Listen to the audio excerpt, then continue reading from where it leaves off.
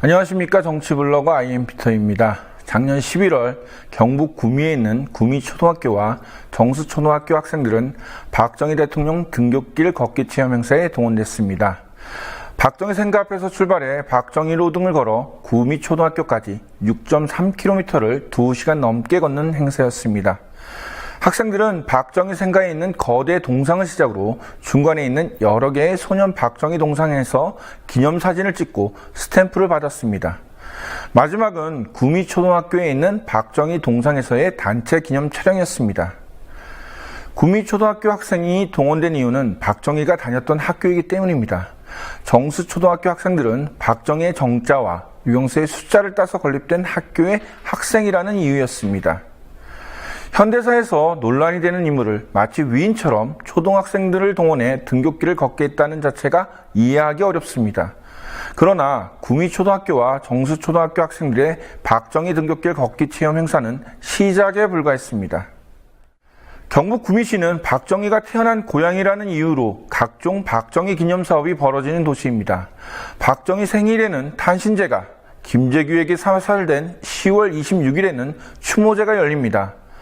박정희 생가에는 2009년 남유진 구미시장의 제안으로 건립된 높이 5m짜리 박정희 동상도 세워져 있습니다.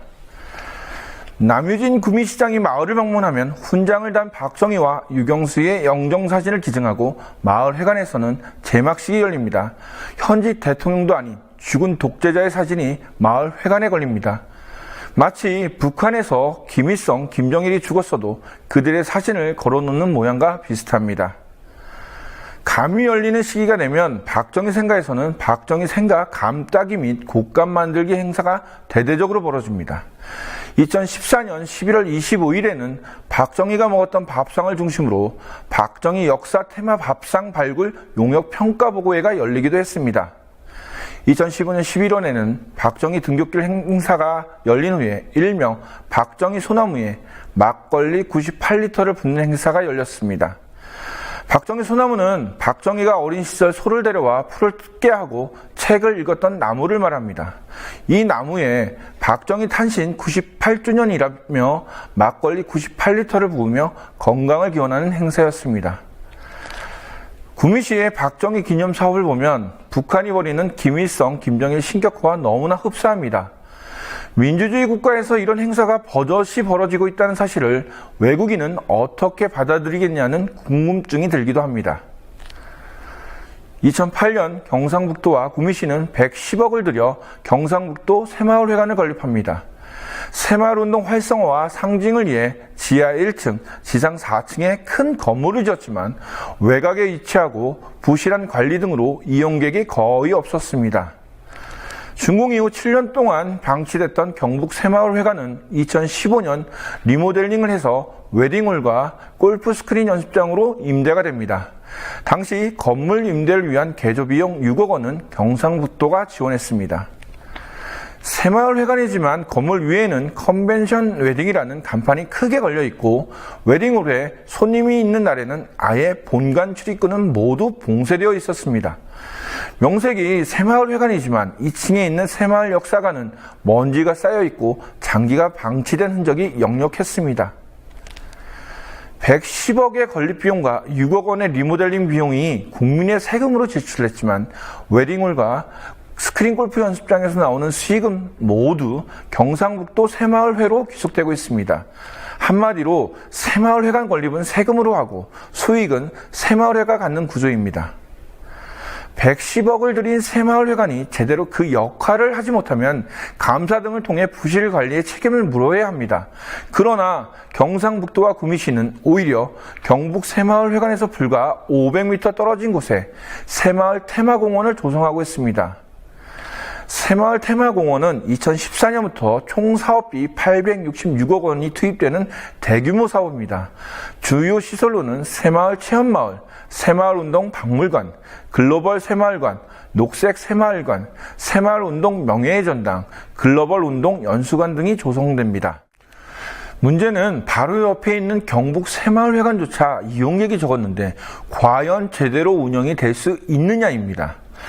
한국개발연구원 공공투자관리센터가 사업 타당성을 조사해봤더니 경제적 타당성을 확보하지 못한 것으로 조사됐습니다.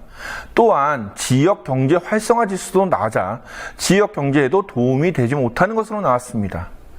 사업성도 없고 지역 경제도 도움이 되지 못하는 800억짜리 새마을 테마공원은 유지비만 연 40억 원이 넘을 것이라는 예측입니다. 결국 죽은 자를 기념하는 사업 때문에 경북 도민들과 구민 시민들은 수십억 원의 세금을 갖다 바치는 셈입니다. 존 에버라도가 지은 영국 외교관 평양에서 보낸 900일이라는 책을 보면 김일성의 개인 숭배는 스탈린식 개인 숭배와 조선시대 통치자의 전통이 결합한 결과물로 조선 왕의 반신반인 존재로 김일성을 격상시키는 효과를 발휘했다는 대목이 나옵니다. 박정희를 가리켜 반신반인이라 칭하고 비가 그친 이유가 위에 계신 박정희 대통령이 멈추신 것이라는 말은 레닌, 스탈린, 김일성과 같은 공산주의 독재자들에게서 나오는 현상입니다. 자유민주주의를 외치며 공산주의를 타도해야 한다는 반공을 국시로 내세웠던 나라에서 나올 만한 얘기는 아닙니다. 박근혜 대통령이 자신의 돈으로 아버지를 찬양하는 기념관을 짓는다면 개인의 자유이기에 가능합니다. 그러나 중국에서는 이제 이마저도 허용하지 않는 국가가 됐습니다. 지난 1월 중국 리싱그룹의 순친싱 회장이 자비로 마오쩌둥의 동상을 세우려다가 비판 여론이 일자 중국 당국이 철거했던 사례가 있었기 때문입니다. 만약 독일에서 세금으로 히틀러 동상을 세우고 히틀러 등굣길 걷기 행사를 벌이고 히틀러가 먹었던 밥상을 역사 테마 사업으로 하고 히틀러 영정사진을 보급하고 히틀러 나무에 건강을 기원하는 와인을 붓는 등의 기념 사업을 한다면 어떻게 될까요? 왜 중국과 독일이 독재자들의 동상과 기념 사업을 부러워하고 있는지 우리는 알아야 합니다.